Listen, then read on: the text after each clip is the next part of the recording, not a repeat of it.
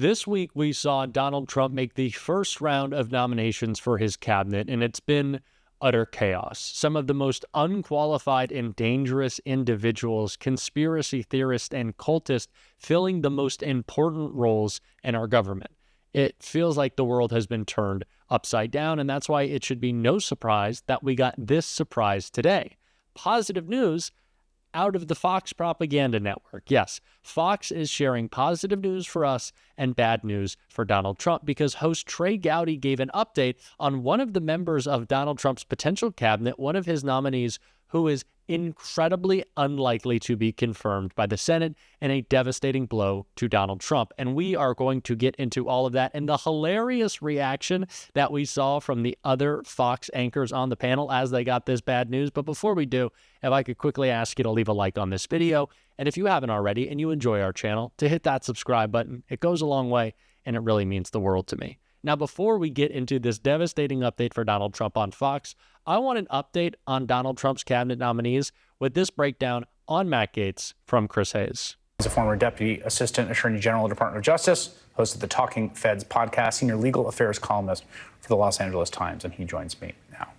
I want to talk a little bit about, in some ways, about what I just did with Kathleen Sebelius about HHS, about Main Justice, as it's called, Department of Justice.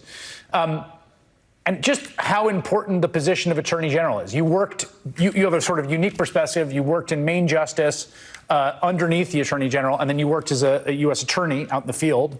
So you know it sort of from both places. And just, you know, if 10 is like, this is a complete, like, catastrophe, Matt Gaetz, and 1 is like, the department will survive, where would you put yourself? Yeah, it's a clear break glass moment. It's 10 relative. There's never been someone as unqualified, no prosecutorial experience, no legal experience to speak of, but that's the least of it. Someone who comes to the department with actual contempt and hostility for it. It's going to prompt a major exodus. It's going to prompt judges and juries around the country to have less credibility in the DOJ, which is the really stock and trade of the DOJ. It will ultimately cause the public to have less. But I want to double back, Chris, to this HHS point and Tom Daschle. Everything about the ethics report, that is a red herring. Same with the irrelevant fact that the department didn't charge him beyond a reasonable doubt. How do you judge character? How do you judge conduct? By a background investigation, which I did for prospective judges, and I underwent twice. There are tens of thousands of professionals in the Department of Justice. None of them could be hired for their job if they did what Matt Gaetz is accused of doing. MDMA is a friggin' Schedule I controlled substance. Anyone who did that after law school would be absolutely disqualified. And it's more than that, you know, and all these behaviors. There have been so many people we don't know about who are disqualified after background investigations because they pose risk to the national security. Gaetz is now saying, he's as prominent as it can be, I never done any of these. What does that mean to any FBI agent who, of course, he abhors national security risk? Joel Greenberg rotting in jail for the same thing Matt Gaetz did, 11 years in Florida. What does he have on him that he can blackmail? What girls, minor or not, can come forward about their drug-fueled orgies, every single one of which Matt Gaetz denies? What else was he doing, you know, bragging on the floor, showing pictures of sexual conquest? For character and national security, there is zero chance that anyone who had done that contact, much less what a background investigation would turn up, they go cradle to grave, could even get the first step toward an appointment at the lowest professional level of the Department of Justice, not to mention Attorney General. Okay, like I said, some of the most dangerous and unqualified individuals, and Matt Gaetz is number 1 on that list, and it is the reason why I think he is the one who Republicans will be unwilling to nominate, unwilling to confirm. Because in all of their spinelessness and all of their cult-like devotion to Donald Trump, Matt Gaetz is probably a bridge too far to them. And that's why we got this crushing update for Donald Trump and Fox right here. All right, let me ask this. Back to our cabinet casino. If you have $100 in chips, this isn't audible, what percentage of those chips are you putting down that at least one of these cabinet nominees does not make it through?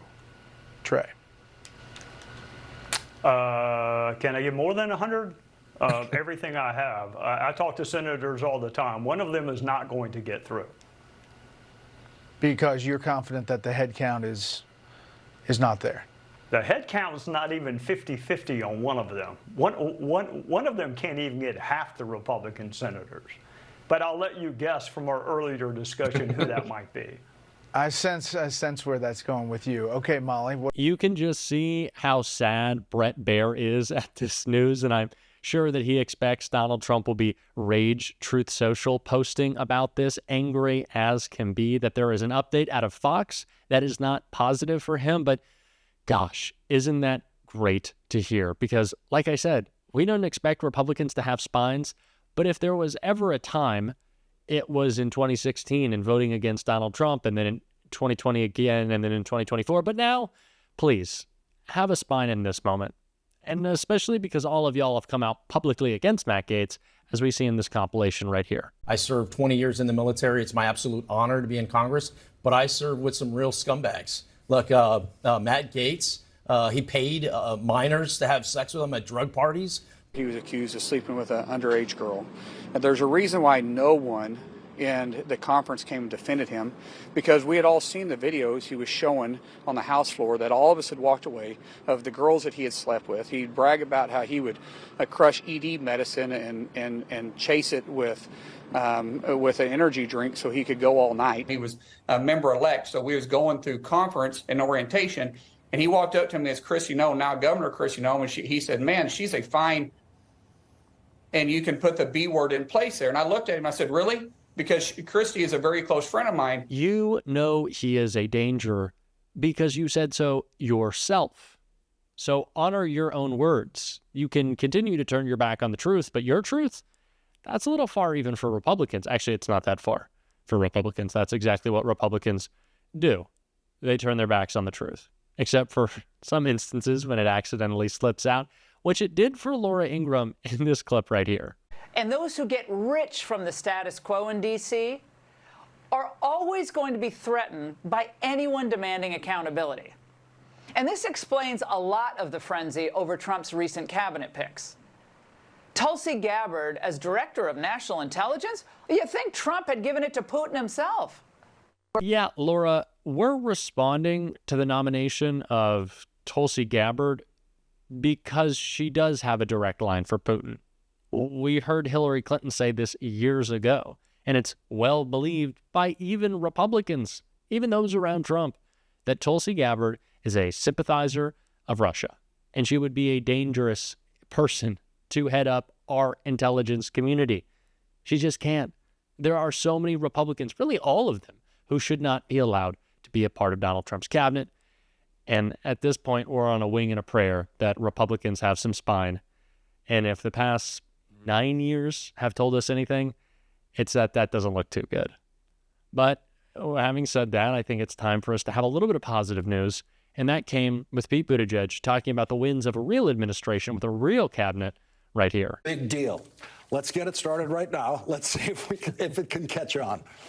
I hope it does. You know, first of all, I think it's a Biden-esque turn of phrase, but also the only way to really capture the transformative investments that have been made, certainly in transportation infrastructure, the part that I've had the honor and privilege of working on, but also the removal of lead pipes that have been poisoning children for decades in this country, the extension of broadband internet access to millions of households, the improvements to the energy grid. Unlike some of the other moments in our infrastructure history that had a single piece of infrastructure that was changed. Think of the Interstate Highway Program under Eisenhower, a massive achievement, but it was one thing.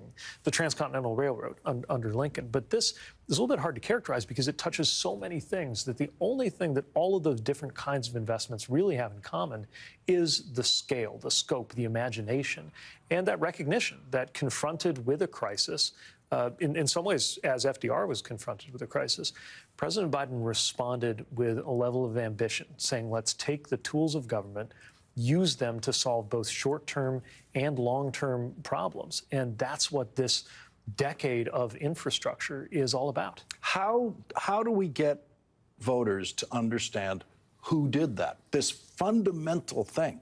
All they get in the voting booth is a name, and they don't know why are things running so much better in my town or in my state because of things that people in government did. Might be your governor, might be your mayor. You've been a mayor. You've been trying to get that credit for yourself, I'm sure, as mayor sometimes. Yeah, and you know, we have been out there working with governors and mayors because one of my favorite rules of political mathematics is somehow it works out that if two willing parties share credit for something like this, each party walks away with 2/3 of the credit, and it can be a beautiful thing. Of course, we've also seen people trying to take credit for projects that they oppose. I mean, really? You know, I try not to be cynical about this, but again and again, we've seen often it's been Republican members of the House, you know. Oh, gosh. We really flubbed it. Well, we didn't. I didn't. You didn't. We voted for Kamala Harris. But the rest of the country, they flubbed it. All those wins, all those successes, all that legislation, and we wanted Donald Trump back. I'll never understand it, but we will spend every day calling it out, and that's what we're going to be doing on this show. And if you want to support that, as always, you can hit that subscribe button. You can leave a like on this video, and if you stuck around at the end, you can drop a blue heart in the comments. And until next time, I'll see you soon.